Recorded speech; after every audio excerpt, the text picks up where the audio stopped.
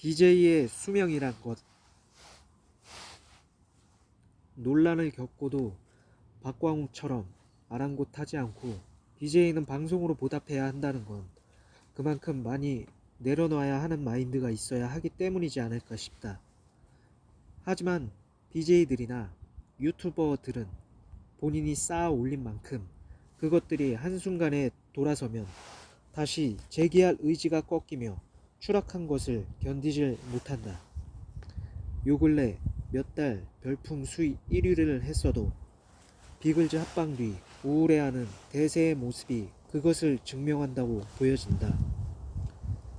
더 깊게 들여다보자면 박광호는 발언 실수로 공론화되어 정지를 당하지 않는 이상 사과를 하고 사과를 받는 당사자와의 과정이 중요하지 확대 재생산되는 기사 댓글, 커뮤니티 같은 왈가왈부에 휘둘리지 않는 BJ가 언제부터 연예인이었느냐는 내려놓는 삶이지만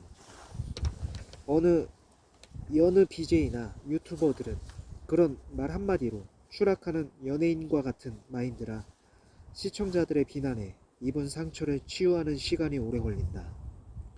그래서 윤태훈 말대로 인기 없던 시절을 헛되이 보낸 시간이 인기가 있게 됐을 때 그것이 발목을 잡는다고 했던 것 같다.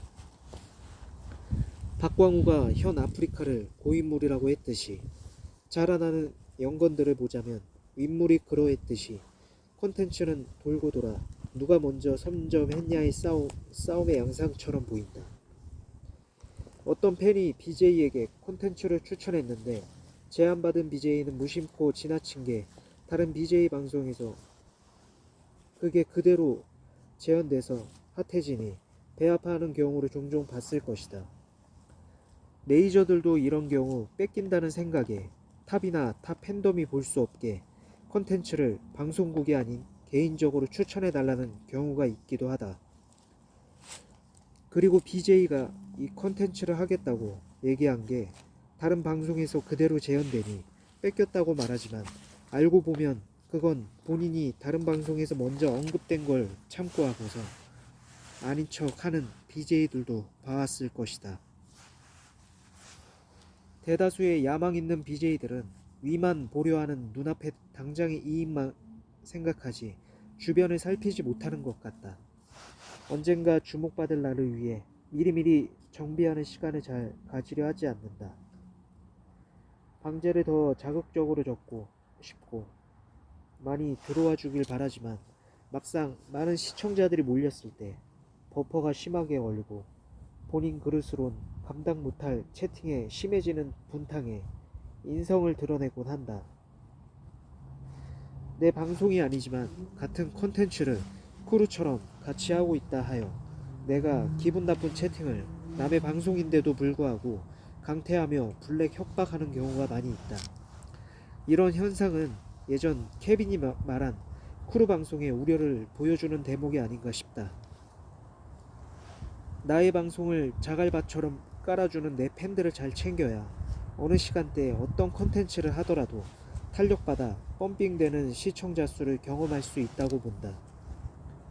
메이저들은 대체로 어떤 컨텐츠를 같이 참여하고 있다고 한들 본인의 방송에서 다른 방송으로 넘어갈 때면 좌표를 재빠르게 찍곤 한다.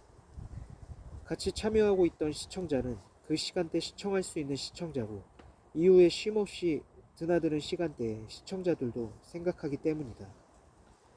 고정 시청자 수가 어느 정도 차게 되면 정신없어서 켜놓을 수 없는 기능인 시청자 출입 표시를 잠시나마 켜보면 내가 출연 중인 방송에 대한 좌표가 얼마나 중요한지 인식하게 될 것이다.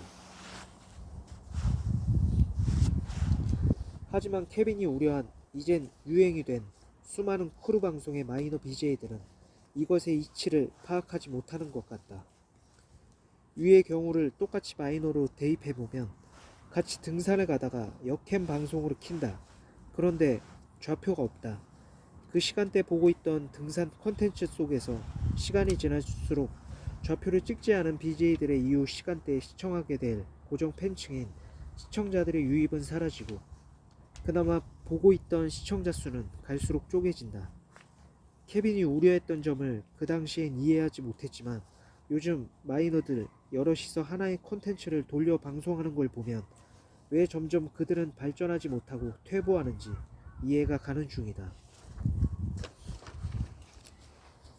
확실한 고정과 고정들이 뭉쳤을 때 시너지가 발생하지, 이 BJ 방송할 때 저 BJ 좌표가 없고 다시 반대로 키는 상황에 마찬가지로 좌표가 없다면 하나의 컨텐츠에 BJ들의 고정은 줄줄 새 나갈 것이다.